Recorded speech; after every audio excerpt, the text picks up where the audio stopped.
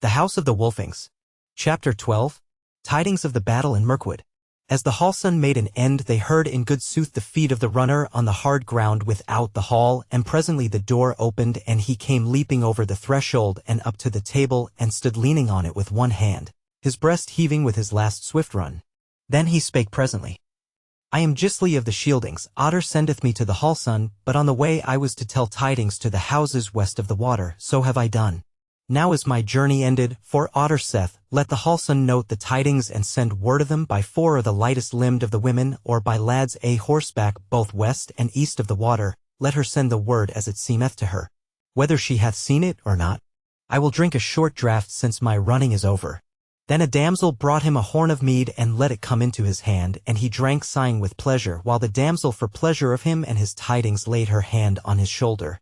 Then he set down the horn and spake. We, the Shieldings, with the Gearings, the Hrossings, and the Wolfings, 300 warriors and more, were led into the wood by Theodulf the Warduke, beside whom went Fox, who hath seen the Romans. We were all afoot, for there is no wide way through the wood, nor would we have it otherwise, lest the foe find the thicket easy. But many of us know the thicket and its ways, so we made not the easy hard. I was near the war, Duke, for I know the thicket and am lightfoot. I am a bowman. I saw Theodulf that he was unhelmed and bore no shield, nor had he any coat of fence, not but a deerskin frock. As he said that word, the carline, who had drawn very near to him and was looking hard at his face, turned and looked on the hallsun and stared at her till she reddened under those keen eyes. For in her heart began to gather some knowledge of the tale of her mother and what her will was. But Gisli went on, yet by his side was his mighty sword, and we all knew it for throng plough, and were glad of it and of him and the unfenced breast of the dauntless. 6 hours we went spreading wide through the thicket, not always seeing one another, but knowing one another to be nigh. Those that knew the thicket best led, the others followed on. So we went till it was high noon on the plain and glimmering dusk in the thicket, and we saw not, save here and there a roe, and here and there a sounder of swine, and connies where it was opener, and the sun shone and the grass grew for a little space. So came we unto where the thicket ended suddenly, and there was a long glade of the wild wood all set about with great oak trees and grass thereunder, which I knew well. And thereof the tale tells that it was a holy place of the folk who abided in these parts before the sons of the Goths. Now will I drink. So he drank of the horn and said, It seemeth that Fox had a deeming of the way the Romans should come, so now we abided in the thicket without that glade and lay quiet and hidden, spreading ourselves as much about that lawn of the oak trees as we might. The while Fox and 3 others crept through the wood to espy what might be toward. Not long had they been gone ere we heard a war horn blow, and it was none of our horns, it was a long way off, but we looked to our weapons, for men are eager for the foe and the death that cometh when they lie hidden in the thicket. A while passed, and again we heard the horn, and it was nigh and had a marvelous voice. Then in a while was a little noise of men, not their voices, but footsteps going warily through the brake to the south, and 12 men came slowly and warily into that oak lawn, and lo! One of them was Fox, but he was clad in the raiment of the dastard of the Goths whom he had slain. I tell you my heart beat, for I saw that the others were Roman men, and one of them seemed to be a man of authority, and he held Fox by the shoulder, and pointed to the thicket where we lay, and something he said to him, as we saw by his gesture and face, but his voice we heard not, for he spake soft. Then of those 10 men of his he sent back 2, and Fox going between them, as though he should be slain if he misled them, and he and the 8 abided there wisely and warily, standing silently some 6 feet from each other, moving scarce at all, but looking like images fashioned of brown copper and iron, holding their casting spears, which be marvelous heavy weapons, and girt with the sacks. As they stood there, not out of earshot of a man speaking in his wonted voice, our Warduke made a sign to those about him, and we spread very quietly to the right hand and the left of him once more, and we drew as close as might be to the thicket's edge, and those who had bows the nighest thereto. Thus then we abided a while again, and again came the horn's voice, for belike they had no mind to come their ways covertly because of their pride. Soon therewithal comes Fox creeping back to us, and I saw him whisper into the ear of the Warduke, but heard not the word he said. I saw that he had hanging to him 2 Roman saxes, so I deemed he had slain those 2, and so escaped the Romans. Maidens, it were well that ye gave me to drink again, for I am weary and my journey is done. So again they brought him the horn, and made much of him, and he drank, and then spake on. Now heard we the horn's voice again quite close, and it was sharp and shrill, and nothing like to the roar of our battle horns. Still was the wood, and no wind abroad, not even down the oak lawn. And we heard now the tramp of many men as they thrashed through the small wood and bracken of the thicket way, and those 8 men and their leader came forward, moving like one, close up to the thicket where I lay. just where the path passed into the thicket beset by the sons of the Goths, so near they were that I could see the dints upon their armor and the strands of the wire on their sacks' handles. Down then bowed the tall bracken on the further side of the wood lawn, the thicket crashed before the march of men, and on they strode into the lawn, a goodly band, wary, alert, and silent of cries. But when they came into the lawn they spread out somewhat to their left hands, that is to say on the west side, for that way was the clear glade, but on the east the thicket came close up to them and edged them away. Therein lay the Goths. There they stayed a while, and spread out but a little, as men marching, not as men fighting.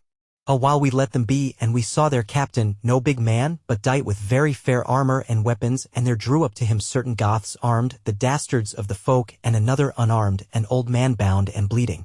With these Goths had the captain some converse, and presently he cried out 2 or 3 words of Welsh in a loud voice, and the 9 men who were ahead shifted them somewhat away from us to lead down the glade westward. The prey had come into the net, but they had turned their faces toward the mouth of it. Then turned Theodulf swiftly to the man behind him who carried the war horn, and every man handled his weapons, but that man understood and set the little end to his mouth, and loud roared the horn of the marked men. And neither friend nor foe misdoubted the tale thereof. Then leaped every man to his feet, all bowstrings twanged and the cast spears flew. No man forbore to shout, each as he might leapt out of the thicket and fell on with sword and axe and spear, for it was from the bowman but one shaft and no more. Then might you have seen Theodulf as he bounded forward like the wild cat on the hare, how he had no eyes for any save the Roman captain. Foemen enough he had round about him after the 2 first bounds from the thicket, for the Romans were doing their best to spread that they might handle those heavy cast spears, though they might scarce do it, just come out of the thicket as they were, and thrust together by that onslaught of the kindreds falling on from 2 sides and even somewhat from behind. To right and left flashed Throngplow, while Theodulf himself scarce seemed to guide it. Men fell before him at once, and close at his heels poured the wolfing kindred into the gap. And in a minute of time was he amidst of the throng and face to face with the gold-dight captain. What with the sweep of Throngplow and the wolfing onrush, there was space about him for a great stroke. He gave a sidelong stroke to his right and hewed down a tall Burgundian, and then up sprang the white blade, but ere its edge fell he turned his wrist, and drove the point through that captain's throat just above the ending of his hauberk, so that he fell dead amidst of his folk. All the 4 kindreds were on them now, and amidst them, and needs must they give way, but stoutly they fought, for surely no other warriors might have withstood that onslaught of the marked men for the twinkling of an eye. But had the Romans had but the space to have spread themselves out there so as to handle their shot weapons, many a woman's son of us had fallen, for no man shielded himself in his eagerness, but let the swiftness of the onset of point and edge shield him, which, sooth to say, is often a good shield, as here was found. So those that were unslain and unhurt fled west along the glade, but not as dastards, and had not Theodulf followed hard in the chase according to his wont, they might even yet have made a fresh stand and spread from oak tree to oak tree across the glade.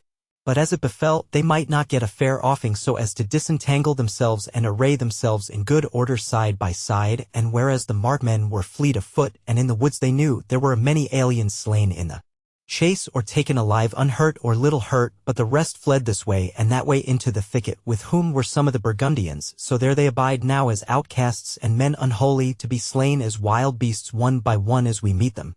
Such then was the battle in Mirkwood. Give me the mead horn that I may drink to the living and the dead, and the memory of the dead and the deeds of the living that are to be. So they brought him the horn, and he waved it over his head and drank again and spake. 63 dead men of the Romans we counted there up and down that oak glade, and we cast earth over them, and 3 dead dastards of the Goths, and we left them for the wolves to deal with.